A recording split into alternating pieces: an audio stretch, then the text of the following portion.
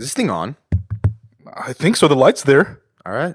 Hey everyone, this is Pat. This is Posh. And this is the Founder Hour podcast. We're glad you're here. We have a big episode coming up, but before we get into it, we just wanted to remind you guys to please subscribe, leave us a rating and a review, and follow us on Instagram, Twitter, LinkedIn, Facebook at The Founder Hour. Thank you guys for being here. Spread the word and enjoy the show.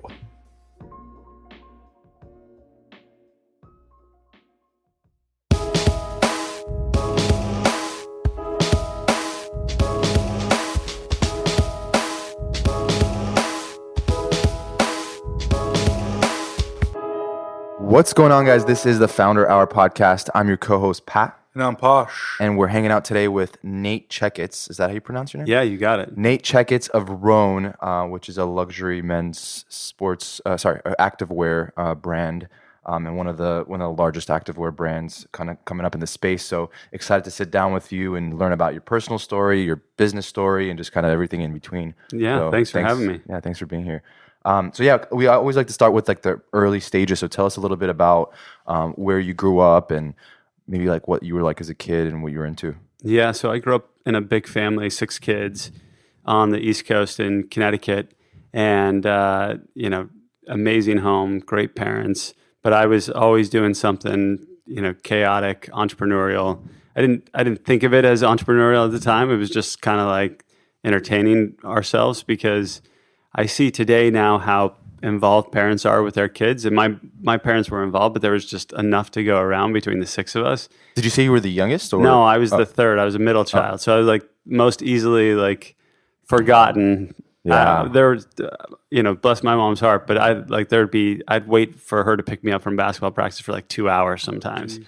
And, it's not a rough thing by any stretch, but so we were always up to something, and like setting up lemonade stands and doing entrepreneurial activities. We used to go to the nearest golf course and dive in the lake and fish out the golf balls and sell them back to the golfers. Where did you get that bug from? Were your parents entrepreneurs or your older siblings or anything like that? No, I don't know. It's like, it was just kind of instinctual. It was just this idea that, wait a minute, I could, we can make some money that I can then go convince my mom to take us to the toy store and buy, candy or toys with. It just seemed kind of to make sense to me. I enjoyed it. That's what I got a kick out of. Mm. Did you grow up in a family or had friends that, you looked up to? And that, I mean, I'm not talking when you were like 4 or 5 years old, but as you kind of grew older, that became examples to you of entrepreneurs or people that were just doing things that were, beyond the norm. Yeah, well, to call a spade, my dad was a very successful business executive in the world of sports. And so he's always been my example, kind of my hero. And I was just interested in it. I think if you ask him more so than my other siblings, I was just like, well, why did you do this? I asked nonstop questions all the time. So I think I was born with kind of a natural curiosity that way. And I did. I found myself more interested in talking to people like him and kind of older successful people than I did hanging out with my friends. I just was always curious why somebody did something, how they were able to accomplish it, and so I was my dad would get tired of me. I'd be somewhere with him and just start asking nonstop questions of his friends and peers, and he's like, all right, you need to settle down. But what about that fascinated you so much? Why do you, going back, I guess if you could look back, why were you so curious and interested in those types of people or that type of world, I guess? Yeah, I don't know. I really don't know. I remember I was traveling with when I recently got married. I got married fairly young and still happily married with my wife. We've got 3 kids. We were in London, and I remember seeing Stephen Covey, who's the author who wrote 7 Habits of Highly Successful People. And I was so excited I could barely remember my name. And my wife is like, this is so weird. Why is this so interesting for you? And I was like, he wrote one of the pivotal business books of the 21st century. He's just an amazing human. Yeah. And sadly he's since passed. But she's like, you've met plenty of famous people, and you never get nervous. And here you are meeting this author, this business author, and you get so excited about it. I can't explain it. I really don't know. It's just that's who I was. It's who I've always been.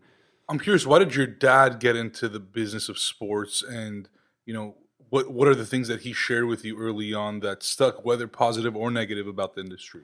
Yeah, well, his story is really, really cool. He, grew up in Utah, had desires to get outside of the state, ended up getting a job straight out of school to go work at Bain. And at the time, Bain wasn't what it is today. It was like the early Mitt Romney days. Yeah, it wasn't. Bain Capital didn't even exist yet. It was just the Bain and Company, the consulting company. Yeah. And while he was there, Bill Bain wanted to buy the Boston Celtics. So my dad was one of the only people who played basketball in college and kind of had the same business mind. So he gets put on the project, and his first interview is with the deputy commissioner of the NBA named David Stern. And while there, Stern starts asking him, he realizes he's from Utah, and he's like, I should introduce you to the Utah Jazz ownership. And the Jazz were $10 million in debt, kind of misnamed in this state. Everybody always joked they should have been in New Orleans. Yeah. And so he ends up getting hired at age 28 to become the general manager of the Jazz, still to this day, youngest general manager in NBA history. And so that's the world that we grew up in, was this world of sports. He ended up going and working in New York for a long time. And what he would always say is that human capital is the most important capital of all. And especially in the world of sports. And he's thankfully still alive, but he has this legacy of just being beloved wherever he was. He took such good care of people. He cared about people deeply. He would always encourage us to understand that other people's hopes, dreams, and fears should be as important to us as they are to them. And I think that's the thing that's stuck with me the most. I can't think of anything negative that he's taught me other than, whenever I get in an elevator, I start pressing the button repeatedly, which is, I think, a habit I picked up from him. Were those things that he picked up along the way, like throughout his career, or were they things that I guess he was taught by his parents, like early on? And if it was something that he learned throughout his career, do you know how he picked those things up? Yeah, I definitely think it's something that he developed and honed over his career. What I didn't know until after I called him and told him that I just saw Stephen Covey is he told me that he was Stephen Covey's teacher's assistant in college. Wow, which is pretty amazing. So he grew up kind of studying these ideas about kind of character development, self-improvement. And I think he really puts it into practice. And, so does my mom. My mom is just an amazing woman. And I think they both grew up in very strong, principled homes. And, they really tried to instill in us, even though we grew up in this world of success that they were having. And for him, in the New York media market, a great deal of notoriety, to be very, to be a person first. So that's really the way that we were raised. Growing up and watching this success, I don't know if it was during the Karl Malone, Stockton. He drafted all these Karl Malone and John Stockton. Yeah, there you go. So you obviously saw all this success that your dad was having, that the team was having, that he was a part of. Did that put any sort of pressure on you to almost become that successful, or was it just, that's my dad, like he's doing what he's doing, he's obviously great at it, I want to go kind of carve out my own path? Yeah, I definitely felt pressure put not by him, but just on myself. It's weird when you realize, all right, at 28 that he was running an NBA team, and by 36 he was running NBA International, and then so that has been something that I've learned to better manage in myself, because I think comparison is the thief of joy. Whenever we compare ourselves to anybody but ourselves, it's a quick path to misery and anxiety. But he never put pressure on us that way at all. In fact, not even to work in the world of sports or to do anything that way. And I have 3 brothers, and I think to varying degrees all have felt that at points in their life. But maybe me probably more so than the other three. What did you do to really kind of, get on this path and, fulfill these pressures that you had on yourself and to, make something of yourself? I mean, what are the steps you took? After high school, did you go to college, and what did you do after that? And what were you studying, and what did you want to become? Yeah. So, kind of my entrepreneurial journey is when I was in high school, my mom said, this is, part of the way that we grew up. She's like, I know you want to attend these sports camps. You've got to get a summer job and help contribute to the cost of these camps. Mm-hmm. And so I decided to start mowing lawns, and like 2 days in, I was like, this is the dumbest thing I've ever done. This doesn't scale. Like, I can't mow more lawns even if I run faster. Yeah, you race against time. Yeah. So then I decided I was going to start a summer camp because I could teach kids how to play sports. So I started printing up these flyers, and I went around to local soccer fields and handing out these flyers saying, I'm going to host a summer camp, and I'm an Eagle Scout. Like, I was putting any credentials on there that I could think of. I had no business running a summer camp. And by the way, I forgot to tell my parents about it. So all of a sudden my mom starts Forgot, or you purposely didn't want to tell your parents? No, I don't know. I think I genuinely forgot. It's the ADD. My mom starts getting calls. She's like, hey, do you want to tell me about the summer camp that we're apparently holding in our backyard? I was like, well, you told me I needed to get a summer job, so I just created one. And this camp ended up running for 8 years. Wow. My two younger brothers ran it. At the house? At the house, yeah, in my parents' backyard. I mean, we had to pay a little bit to the lawn care afterwards. You can imagine 50 kids running around the backyard. Yeah. So that's how I started. And then in college, I ended up writing a business plan for a mobile app. This was kind of right as the launch of the iPhone was coming. And so I'm dating myself a little bit, but 2008, 9. Yeah, exactly. A little bit sooner. 2007 is when the iPhone came out. Yeah. And so we ended up writing this application. Sorry, were you a business major in college? I was a finance major. Finance, okay. Yeah. And so I decided, I had this idea basically that fans wouldn't want to get up and leave the action in sports stadiums to go and get food and wait in line. And I'd just grown up in that world, so it made so much sense to me. And now you have these apps that you could order food from and tickets. So we were the very first ones to ever do that, and ended up selling that technology to the 49ers. And of course, now at Levi Stadium, there's a whole host of applications that you can use, and I got to advise and help contribute to that project. So you started this, or I guess you wrote the business plan in college. How long did you operate the company for after that? Just 3 years, okay. Which now seems so short, but at the time it was like, I can't believe it's taking us this long to do anything. And that lasted throughout your, even post-college? Yeah, so I turned down a full-time job to basically go and pursue this with a couple of my friends. We ended up getting a small amount of fundraising from the state, because we made it to the semifinals of a statewide business competition, and then we raised some angel money in that process. And I remember it was where I was working so hard. We were barely sleeping. We were like, we'd be at the office, and we knew that we needed to get more done, so we'd run around the hallways to kind of wake ourselves up and just keep working. So I think I was just kind of born with this drive of succeeding and accomplishing something, and that was the first foray into it. I'm curious though, if that kind of didn't pan out the way you wanted it to, what would you have done? No, I'm just saying, if it didn't, lead to an actual business, and you wrote the business plan, and for some reason you decided not to pursue it, as a finance major, what was the path that you were going to be on? Or yeah, I think the alternative path was going and working at a consulting firm. I had interned for a firm called Monitor Group in New York, great firm, now part of Deloitte. And I had a very traditional path set out for me, and especially in the Northeast, I feel like people are raised there to go into finance. This is just like what you think you're going to do. You're going to work in private equity and so here too, sort of. I went to business school at USC in SoCal, and pretty much that's kind of the trajectory. It's I invest in banking or consulting. Exactly. So there was just kind of all right, in consulting, you're going to work probably 70 hours a week. If you go the investment banking route, you probably work 80 to 100 hours a week. And I don't know, I remember kind of doing the internships, and I realized if I went the banking route, I was going to work in Excel the entire time. And if I went the consulting route, I was going to work in PowerPoint the entire time.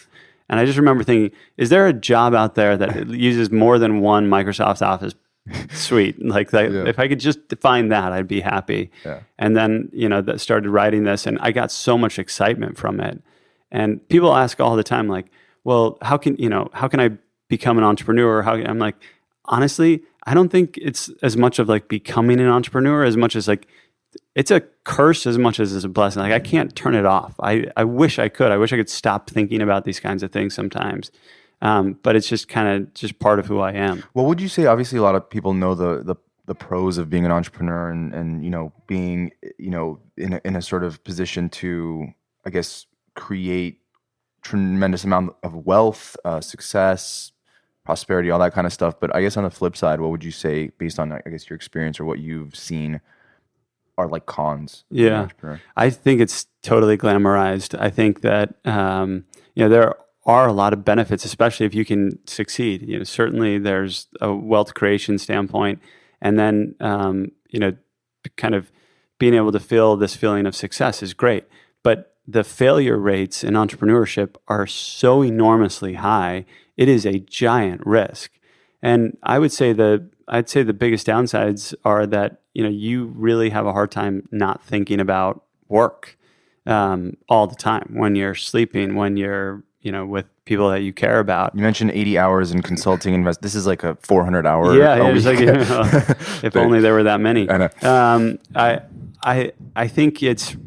I think that's the hard thing, is like learning how to separate it a little bit. And people talk a lot about work-life balance, but when you're an entrepreneur, in some cases, the work-life balance, like they just merge together. Like you're just kind of sometimes working in your mind, even if you're on vacation. And I think the other downside is just the risk standpoint. Like talk about all your eggs in one basket. And there's some cool things that people have done recently to help mitigate some risks for entrepreneurs, but you are swinging for the fences. And if you strike out, you really strike out big time versus going a more traditional path. Nate, it seems like by your mid-20s, you had already sold that company. Mm-hmm. What was that feeling like? I mean, was it like, oh man, like I made it, or was it, this is step one? Yeah. So I'm making it sound way better than it was. Well, make it sound worse than it was. Okay. Well, I don't know if that's possible. Let me try.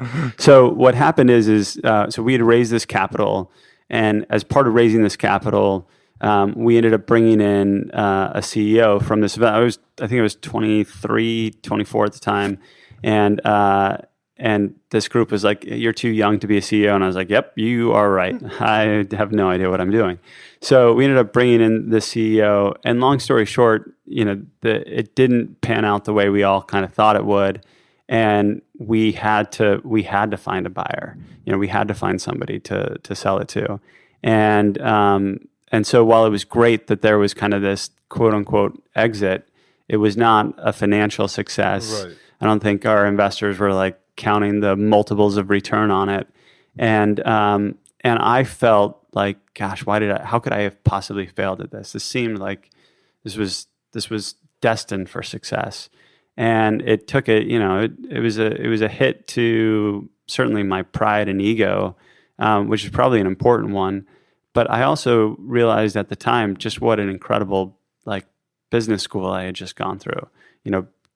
Just everything from HR to managing payroll to managing people to building and selling into investors and getting people excited about a product, and that without that experience, there's no way I could do what I'm doing today. Like it just would not be possible. And I don't know if you could sort of shed light on what happened, but I guess what are the biggest lessons you learned?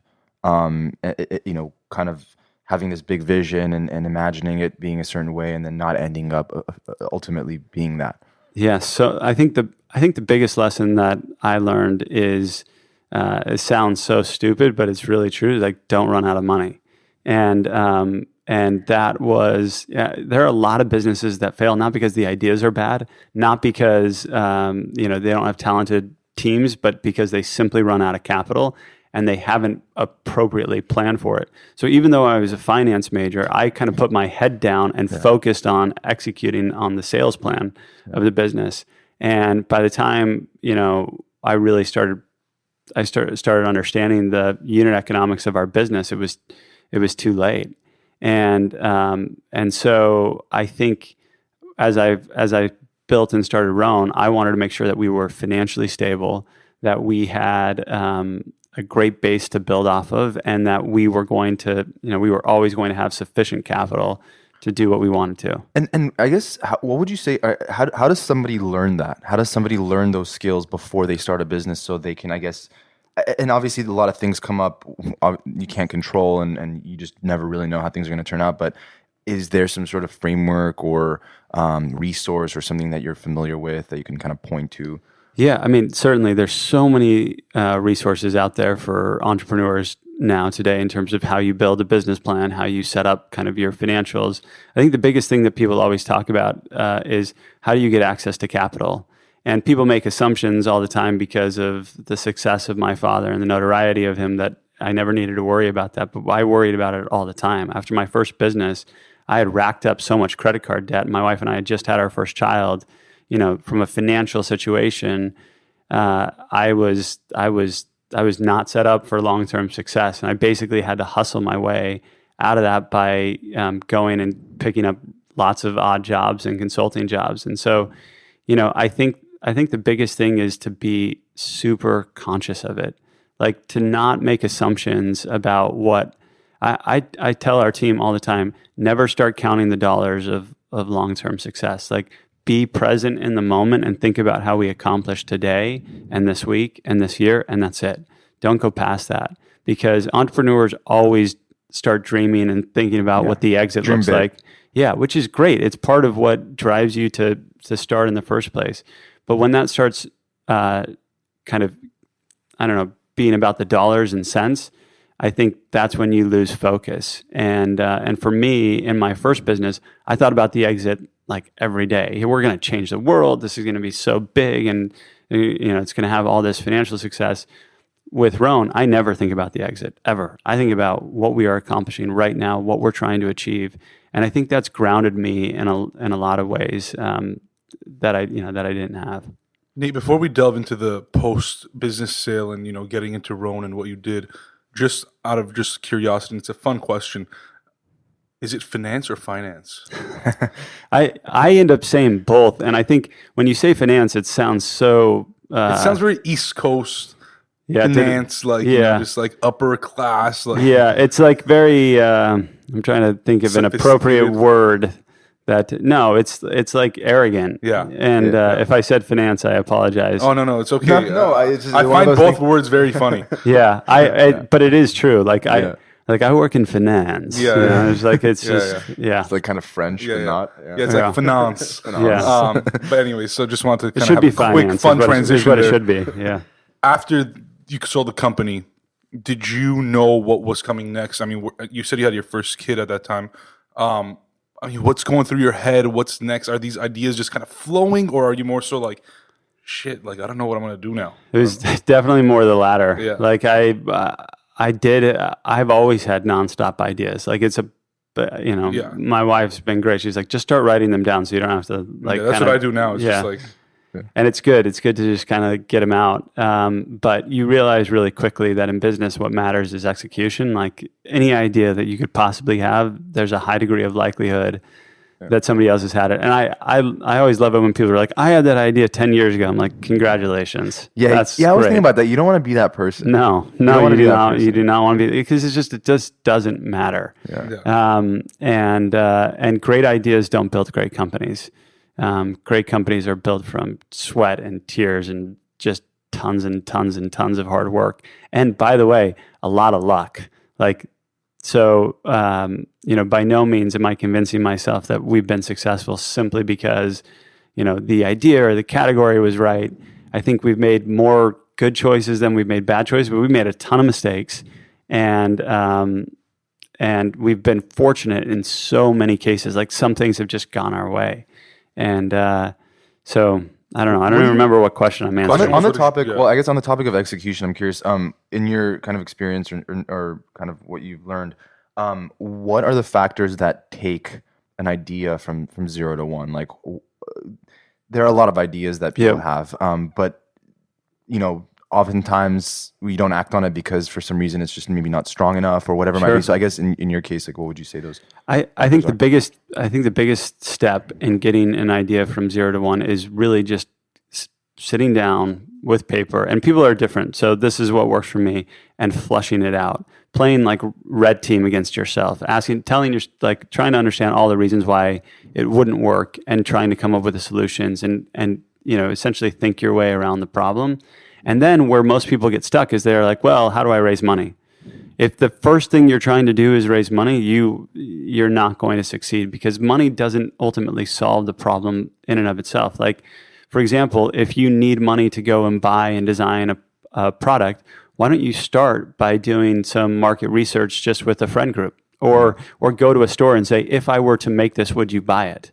And I think there's just so much that you can do before you have to worry about the capital question. And most entrepreneurs be like, well, but I don't know how to raise money, or I don't have enough money to do this. And I just find that it's ultimately a big excuse. Right. Like if the idea is strong enough and there's a lot of people that want to be behind it and either purchase your product or partner with you or whatever it might be, then the money will come. Yeah, well, and raising capital is hard. It's a grind. Like, I could not count how many people I spoke to as we were getting this off the ground. And fortunately, I had 2 co-founders who knew more wealthy people than I do, and they were help us to raise some initial capital. But yeah, it's a math game. It's like at a certain point, it's like any funnel that you have in marketing. If you're going to get one investor, maybe you need to talk to 1,000 people to get 100 meetings, to get 10 second meetings, to get 5 third meetings, and one investor to come through. So are you willing to do the work to talk to 5,000 people to get 5 investors or whatever, whatever and now as you get more experienced, and as you get better at telling stories, and as the business evolves, the funnel gets wider. So now maybe it only takes 10 meetings to get one investor, or 5 meetings to get one investor.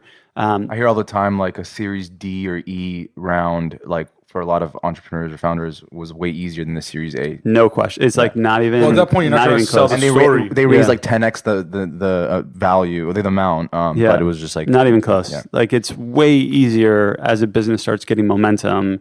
Well, and obviously it's dependent on how the business is performing, but a seed round is the hardest round to raise, I think, for most people, because generally if you're raising a seed round, it means that it's your first company. Because if you've had some level if you're Jeffrey Katzenberg and you're launching Quibi, right, then they're going to give you $1 billion. You're funding your own seed round, or you have some level of success to draw upon and be like, this is what I've already accomplished in my life. Write me a check. Yeah. Right. So I guess going back to that question, what did you do after you sold that company? So I basically started consulting, and for yourself or for myself. I basically, in the process of trying to sell the business, I had met some interesting people, and I called them and said, here's where I think I can be helpful, and listed it out. I remember I went down in our basement, which was just, completely unfinished. Like it was this awful, dark, damp place. And I just sat there and I like pages and pages of notes of what I was going to do to get myself out of this hole that I had got myself into. And part of it was just the same thing that I had done to raise capital, was just call and talk to a lot of people, ask a lot of people for advice. And that ended up leading to 3 kind of consulting gigs. And one of the people that I started talking to was a guy over at the NFL who was very interested in the company that we had built. And he said, you should come and interview for this position that we just opened up. So I went out there, I interviewed, and I was offered a role there. And I basically came in to run the new business sponsorship strategy. And that was an incredible experience.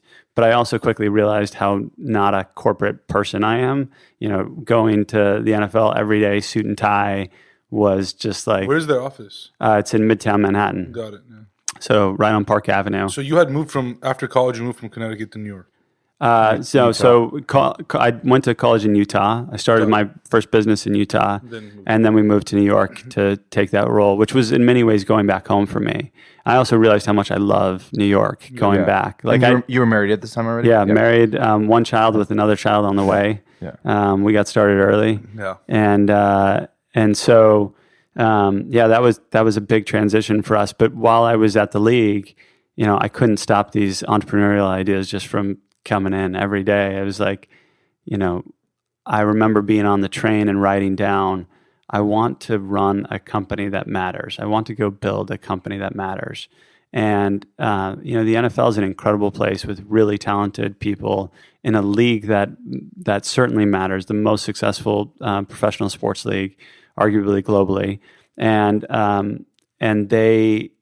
yet I was miserable, and I couldn't figure out why.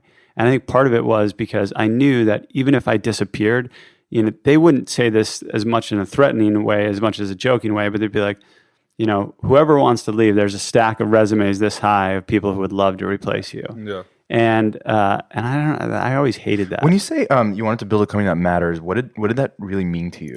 Yeah, so the subheading of that was I knew I wasn't going to cure cancer. Yeah. And so for me, it just meant building a.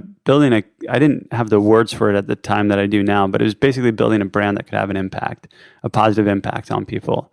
And so the idea for Rhone was not mine, ironically, as somebody who has a million kind of creative ideas flowing through their head. But what happened is I was given a gift from my mom during Christmas of like these nice sweatpants from a well-known women's yoga brand. And my brother-in-law was like, you can't wear those. Those are, that's a women's yoga brand. And I was like, yeah, well, these are nicer than the stuff I was getting for free from the NFL.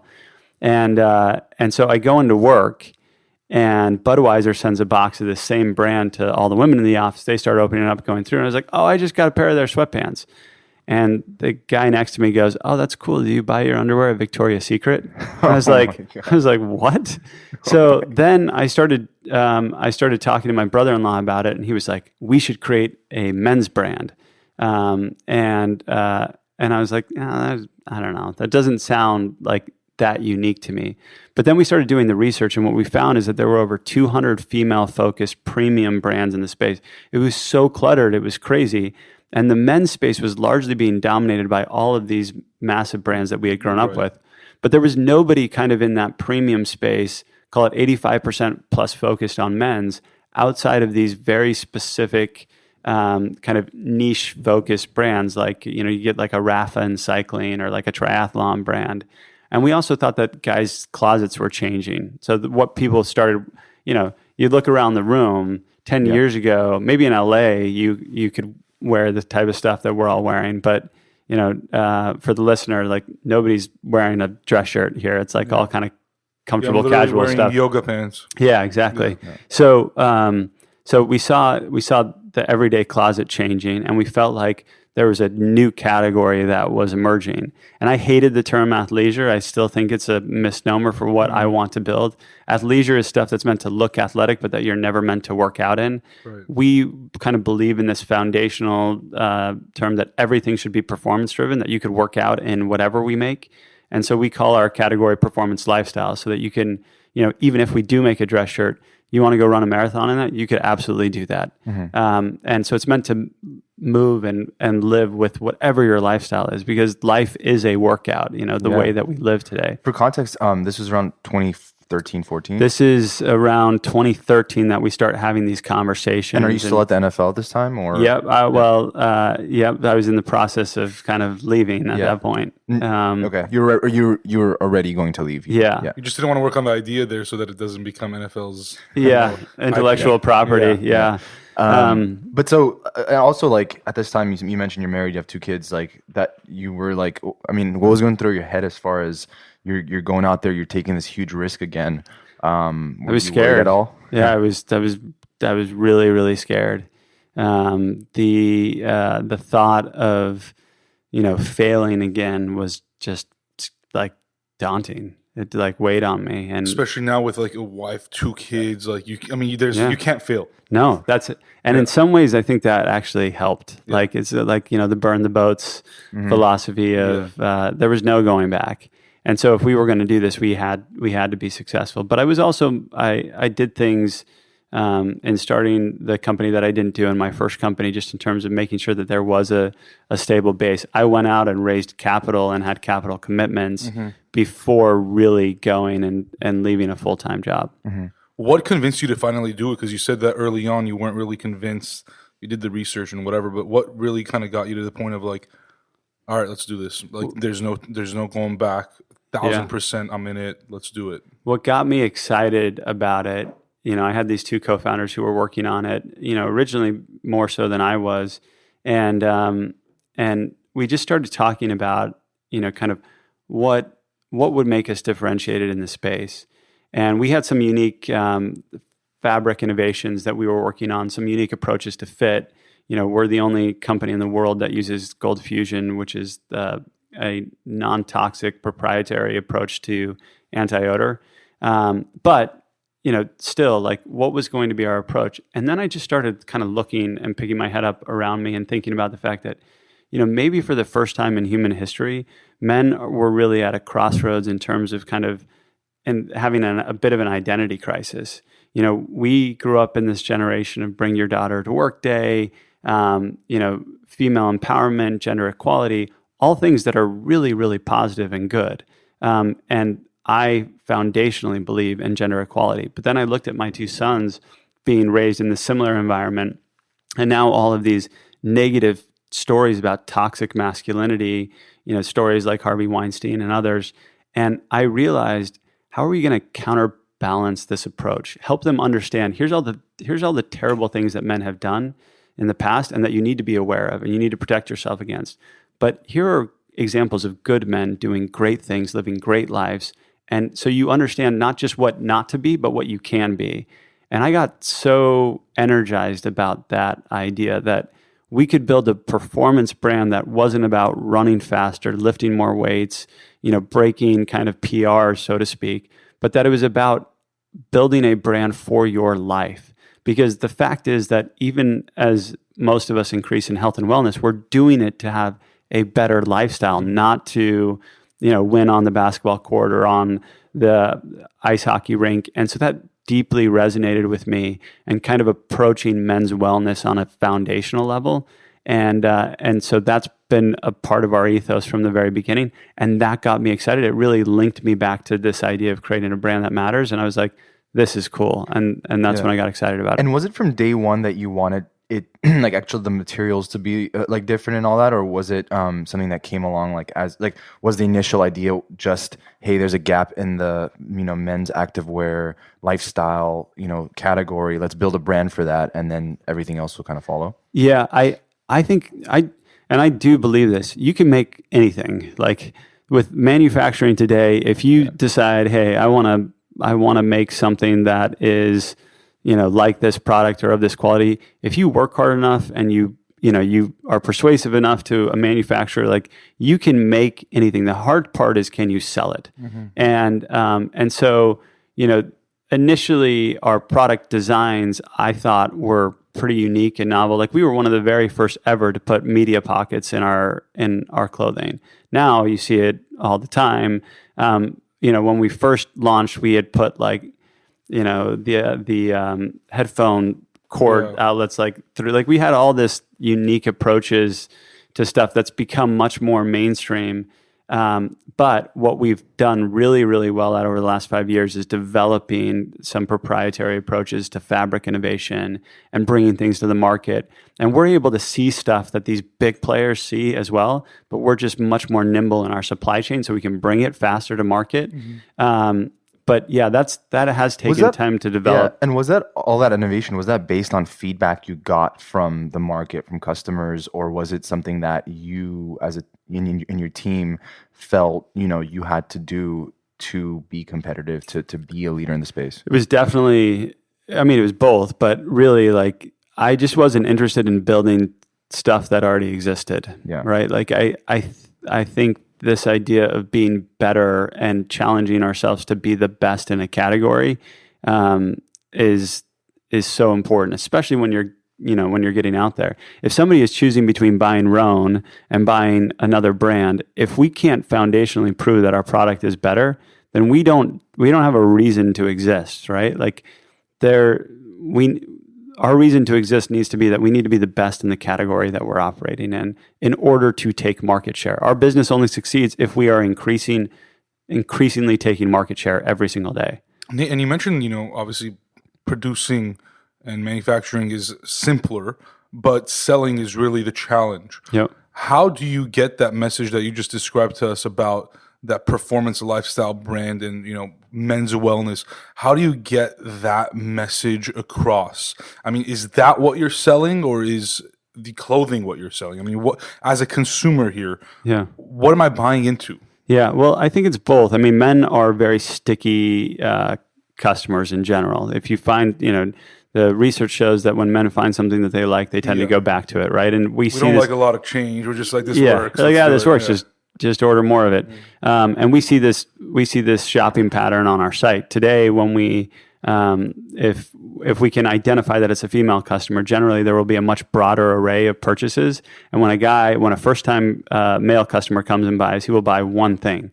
And then he comes back and he buys the same thing in multiple colors. Wait, do you also have female clothes? No, we don't make any women's clothing. Females buying for men. Females buying for men, and so it's just it. I mean, presumably they may be buying for themselves, but I think I think it's just so interesting. So we knew that if we could get into guys' closets, that we would have this idea of, as long as the clothing was great, we'd have this propensity to repurchase.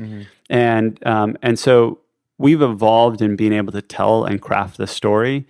One of the things that I'm most proud of is, really one of my first hires was my youngest brother, Ben, and he's just a great storyteller. He was an English major, and the stuff that he's been able to do, and he writes everything from our email copy to runs our social media content.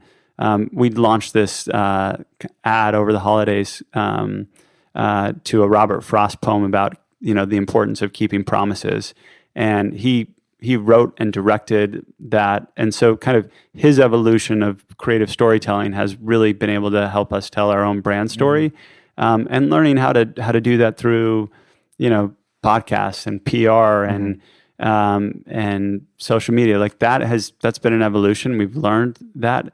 But in terms of what you're buying as a customer, if you're not buying the best workout shirt or best pair of work pants, we don't have a business to tell you the second story. So I view great product as table stakes, and I really believe that we are a product company first.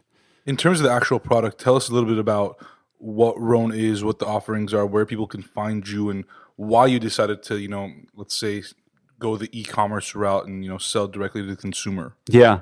So Rhone is a performance lifestyle brand for men, made to fill about 80% of your closet. So we're never going to do formal. Well, maybe I shouldn't say never, but today we don't do anything formal. Your tuxedo wedding attire generally. Maybe and do like a collab with Tom Ford. Yeah, that'd be cool. That would be cool. Tom Rhone. But what we do is we make everything from gym training product to what you can wear to work. We are really known for our commuter line. So we make these great pants called the commuter pants that come in multiple styles, multiple fits. We launched a dress shirt that has sold out 5 times since we launched it, made out of unbelievable Italian fabric that has wrinkle release. So as you wear it, your own body's heat actually releases the wrinkles. And it's the most comfortable dress shirt you've ever worn. It's so crazy, and we tried every dress shirt on the market before we launched this. But we're really well known for our activewear as well. So what you can wear to the gym, and it's very subtle logo placement. So we don't believe that men like being walking billboards for brands. So tasteful colors, inspired by nature. We don't use a lot of neons or bright colors. It's very, very inspired by earthy. I love that. tones. And also on that logo topic, it's something that I guess it's a thing where you don't want to wear 6 different activewear brands at the same time. A Nike shirt with Adidas shorts with Under Armour shoes or whatever it might be. Well, especially when the logos are so prominent, because it looks kind of sloppy, right? Yeah. And I think there's this idea of bringing a sophistication to it. I had the guy tell me the other day, he's like, "You've really improved my sideline game." I was like, what do you mean? He's like, "I coach my daughter's soccer team," and he's like, I'm by far the best dressed looking guy on the sidelines. And I'm sure his wife's very happy about yeah, that. I believe he's clearly very happy about it. Yeah. So I think there's this idea of kind of bringing, men are more comfortable leaning into style and fashion than ever before. Yeah. I love that so much of that stigma that used to exist has started to fade away, and they care about it. Like there was always this belief that men don't like to shop, and that's just patently false. It's just They just don't like to spend as much time shopping. well, I think it's like they just shop differently, right? Yeah. So and this is a generalization, so I'm not trying to offend anyone here, but I know that for my wife and my sisters and my mom growing up, the idea of going and walking around a mall was like exciting. To me, I could not think of anything worse than walking around a mall shopping. One thing that's challenging though, and I think it's challenging for me, but I've also heard from people around me and just even online, is like for men especially, for women too, but I guess in the activewear space, like the whole fit of an item, you don't really know. And like I think with the gym and being in the gym, you want it to look good and feel good while you're working out. So it's one of those things where it's like there's all these brands, but you don't really know which one's going to be the best one for you. Totally. I'm laughing because Pat got this one brand one time, and he's like, "I'm going to model for you," and I was like, "All right, let's see it."